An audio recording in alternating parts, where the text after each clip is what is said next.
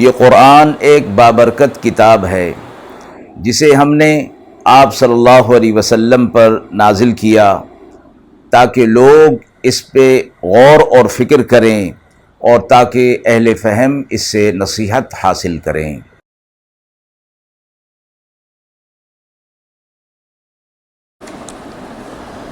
بسم اللہ الرحمن الرحیم۔ السلام علیکم ورحمۃ اللہ وبرکاتہ۔ ناظرین اکرام، درس قرآن مجید کے آج کے اس پروگرام میں ہم سورہ سبا کی آیت نمبر 20 تا آیت نمبر 27 کا ترجمہ اور تفسیر پیش کر رہے ہیں، اور آخر میں پوچھے گئے سوال کا جواب ہوگا۔ اعوذ باللہ من الشیطان الرجیم، بسم اللہ الرحمن الرحیم۔ وَلَقَدْ صَدَّقَ عَلَيْهِمْ إِبْلِيسُ ظَنَّهُ فَاتَّبَعُوهُ إِلَّا فَرِيقًا مِّنَ الْمُؤْمِنِينَ وَمَا كَانَ لَهُ عَلَيْهِمْ مِّن سُلْطَانٍ إِلَّا لِنَعْلَمَ مَن يُؤْمِنُ بِالْآخِرَةِ مِمَّنْ هُوَ مِنْهَا فِي شَكٍّ وَرَبُّكَ عَلَى كُلِّ شَيْءٍ حَفِيظٌ۔ قُلِ ادْعُوا الَّذِينَ زَعَمْتُم مِّن دُونِ اللَّهِ لَا يَمْلِكُونَ مِثْقَالَ ذَرَّةٍ فِي السَّمَاوَاتِ وَلَا فِي الْأَرْضِ وَمَا لَهُمْ فِيهِمَا مِن شِرْكٍ وَمَا لَهُ مِنْهُم مِّن ظَهِيرٍ۔ وَلَا تَنفَعُ الشَّفَاعَةُ عِندَهُ إِلَّا لِمَنْ أَذِنَ لَهُ حَتَّى إِذَا فُزِّعَ عَن قُلُوبِهِمْ قَالُوا مَاذَا قَالَ رَبُّكُمْ قَالُوا الْحَقَّ وَهُوَ الْعَلِيُّ الْكَبِيرُ۔ قُلْ مَن يَرْزُقُكُم مِّنَ السَّمَاوَاتِ وَالْأَرْضِ قُلِ اللَّهُ وَإِنَّا أَوْ إِيَّاكُمْ لَعَلَىٰ هُدًى أَوْ فِي ضَلَالٍ مُّبِينٍ۔ قُل لَّا تُسْأَلُونَ عَمَّا أَجْرَمْنَا وَلَا نُسْأَلُ عَمَّا تَعْمَلُونَ۔ قُلْ يَجْمَعُ بَيْنَنَا رَبُّنَا ثُمَّ يَفْتَحُ بَيْنَنَا بِالْحَقِّ وَهُوَ الْفَتَّاحُ الْعَلِيمُ۔ قُلْ أَرُونِيَ الَّذِينَ أَلْحَقْتُم بِهِ شُرَكَاءَ كَلَّا بَلْ هُوَ اللَّهُ الْعَزِيزُ الْحَكِيمُ۔ آیات مبارکہ کا ترجمہ ملاحظہ فرمائیں۔ اور واقعتاً ابلیس نے اپنا گمان ان لوگوں کے بارے میں صحیح پایا، پھر اس کی راہ چلے، مگر تھوڑے سے ایماندار اس کے پیچھے نہیں چلے، اور اس کا ان پر کچھ زور نہ تھا مگر اتنا کہ معلوم کر لیں ہم اس کو جو ایمان لاتا ہے آخرت پر، جدا کر کے اس سے جو رہتا ہے آخرت کی طرف سے شک میں، اور آپ کا رب ہر چیز پر نگہبان ہے۔ آپ کہہ دیجئے، پکارو ان کو جن کو تم گمان کرتے ہو اللہ کے سوا، وہ مالک نہیں ایک ذرہ بھر کے بھی، نہ آسمان میں اور نہ زمین میں، اور نہ ان کا دونوں میں کوئی ان کی شرکت ہے، اور نہ کوئی ان میں ان کا کوئی مددگار ہے، اور کام نہیں آتی سفارش اس کے پاس مگر اس کو جس کے لیے وہ حکم کر دے، یہاں تک کہ جب گھبراہٹ دور ہو جائے ان کے دل سے، کہتے ہیں کیا فرمایا تمہارے رب نے؟ وہ کہیں فرمایا جو حق تھا اور وہی سب سے بڑا اور اوپر ہے۔ آپ کہہ دیجئے، کون رزق دیتا ہے تمہیں آسمان سے اور زمین سے؟ کہہ دیجئے کہ اللہ، یعنی اللہ دیتا ہے، اور یا ہم یا تم بے شک ہدایت پر ہیں یا واضح گمراہی میں ہیں۔ آپ کہہ دیجئے، تم سے پوچھ نہ ہوگی اس کی جو گناہ ہم نے کیا، اور ہم سے پوچھ نہ ہوگی اس کی جو تم کرتے ہو۔ آپ کہہ دیجئے جمع کرے گا ہم سب کو رب ہمارا، پھر فیصلہ کرے گا ہم میں انصاف کے ساتھ، اور وہ بڑا فیصلہ کرنے والا جاننے والا ہے۔ کہہ دیجئے مجھ کو دکھاؤ تو صحیح جنہیں تم نے شریک بنا رکھا ہے، کوئی نہیں وہی اللہ ہے، زبردست ہے اور حکمتوں والا ہے۔ مذکورہ آیات سے پہلے قوم سبا کا ذکر ہوا، اور اس قوم نے اللہ تعالیٰ کی نعمتوں کی ناشکری کی، کفر کیا، اللہ تعالیٰ نے انہیں عذاب میں مبتلا فرمایا۔ اسی حوالے سے مذکورہ آیات میں سے پہلی آیت میں یہ فرمایا گیا کہ ابلیس یعنی شیطان ان کے پیچھے لگ گیا، اور اس نے اپنا گمان ایسے لوگوں کے بارے میں صحیح پایا، اور وہ گمان یہ تھا کہ میں ایسے لوگوں کو گمراہ کروں گا اور لوگوں کو حق کی طرف نہیں جانے دوں گا۔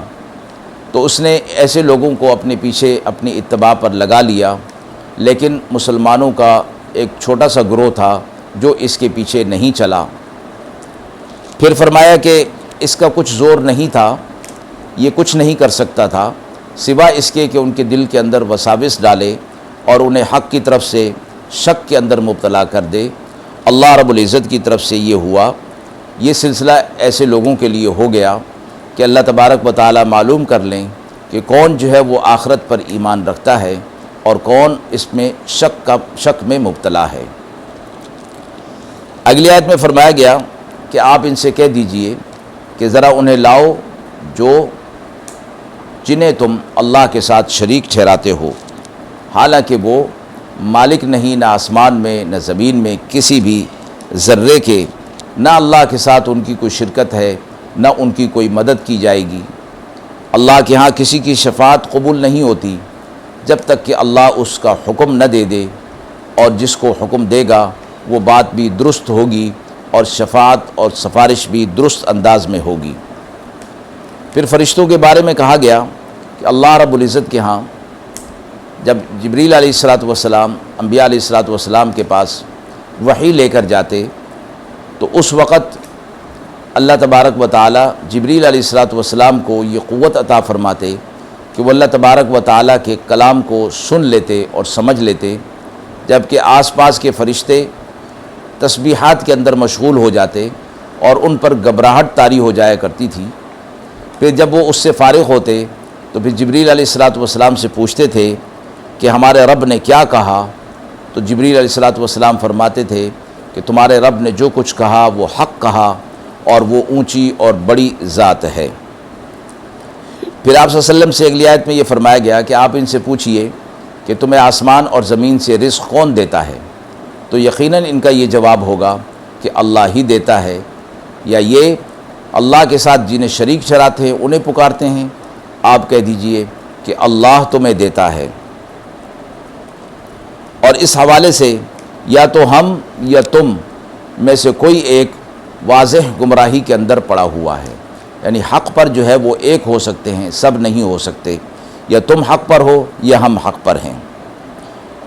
پھر فرمایا گیا کہ آپ ان سے کہہ دیجئے کہ جو کچھ ہم کر رہے ہیں اس بارے میں تم سے پوچھ نہیں ہوگی، اور نہ ہم سے یہ پوچھ ہوگی جو کچھ تم دنیا کے اندر اعمال کر رہے ہو۔